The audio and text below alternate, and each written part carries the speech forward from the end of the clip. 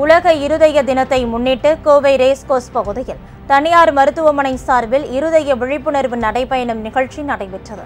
இதில் சிறப்பு விருந்தினராக பங்கேற்ற பிஜேபி தேசிய மகளிர் அணி தலைவர் வானதி சீனிவாசன் பின்னர் செய்தியாளர்களிடம் பேசினார்.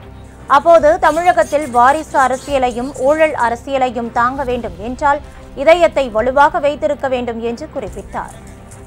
தமிழ்நாட்டு அரசியல்ல வாரிசு அரசியலையும் ஊழல் அரசியலையும் தாங்க வேண்டும் என்றால் இதயத்தை பலமாக வச்சிருக்கணுங்கிறதுக்காக காலையில இதயத்துக்காக இந்த நிகழ்ச்சியில கலந்திருக்கேன்.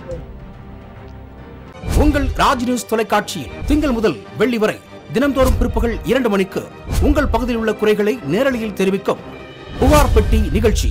பங்கு பெறுங்கள், பயனடையுங்கள், காணத் தவறாதீர்கள்.